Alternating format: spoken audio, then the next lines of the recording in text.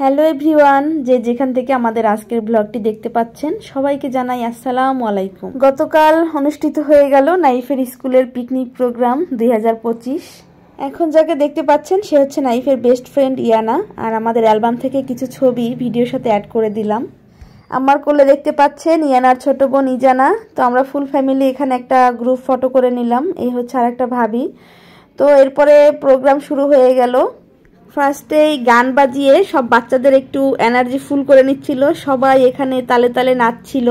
সবাই এখানে প্রিপারেশন নিচ্ছে, কারণ গান রেডি হচ্ছে আর পিছনে মিউজিশিয়ানরা তাদের ইনস্ট্রুমেন্টগুলো ঠিকঠাক করছিল। বছরে এই একটা দিনই সত্যি খুব আনন্দ হয়, ঈদ ঈদ মনে হয়, কারণ বাচ্চাদেরও ছুটি থাকে, মায়েদেরও ছুটি থাকে, আর সব ভাবিদের মিলন মেলা লেগেই থাকে। মানে খুবই ভালো লাগে, বিশেষ করে সব ভাবিরা শাড়ি পরে আসে, এই জিনিসটা খুব ভালো লাগে। সবাইকে একদম মনে হয় যেন পরি লাগছে। আর বাচ্চাদের কথা কি বলবো, সব বাচ্চাদের এক একটা ফুলের মতো মনে হয়। ইয়ানা আর নাইফ তাদের বোনকে একদম আদর করে চুমু খেয়ে দিল। আর এই যে সামনে ছোট বাচ্চাটা দেখতে পাচ্ছেন, গান শুরু হওয়ার পর থেকে তাকে স্টেজ থেকে আর নামানোই যাচ্ছিল না। সে মানে একের পর এক নাচ নেচেই যাচ্ছিল। তার এক্সপ্রেশনগুলো দেখলেই বুঝতে পারবেন যে সে কতটা এক্সাইটেড হয়ে নাচছিল। আলহামদুলিল্লাহ, সত্যিই খুব ভালো একটা দিন কাটালাম। আর কিছু ছোট ছোট ভিডিও ক্লিপ নিয়ে রেখেছিলাম ব্লগ করার জন্য। আসলে এগুলোই নাইফ যখন বড় হবে তখন এগুলো দেখে অনেক বেশি আনন্দ পাবে, যে ছোটবেলায় কত নাচানাচি করতো স্কুলে গিয়ে। এরপরে চলে আসলাম রান্নার জায়গায়। এখানে কি কি রান্না করেছি আমি সেগুলো একটু ভিডিও করে নিচ্ছিলাম।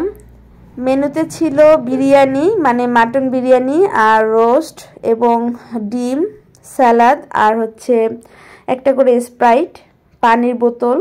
রান্নার প্রশংসা না করলেই নয়, গতবারের রান্নাটা অনেক বেশি মজা হয়েছিল। এবারে রান্নাটাও মাশাআল্লাহ একদম বিয়েবাড়ির রান্নার মতো মনে হচ্ছিল, তার থেকে অনেক বেশি মজা হয়েছিল। আর এখন যাকে দেখতে পাচ্ছেন শাড়ি পরা, উনি হচ্ছে ওদের ম্যাম, রত্না ম্যাম।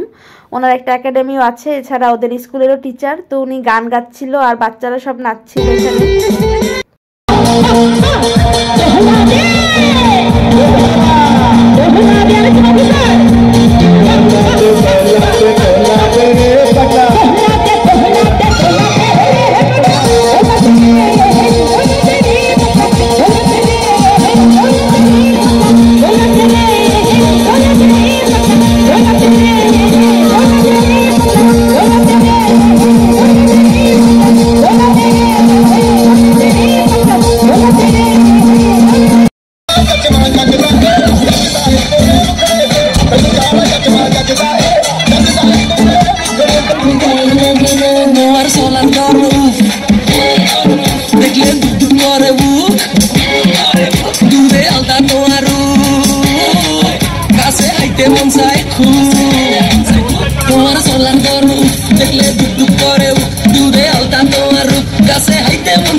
তোমার তুলনাতে কেউ আশেপাশে নাই, তোমার সাউনিতে খালি আগুন ধরা।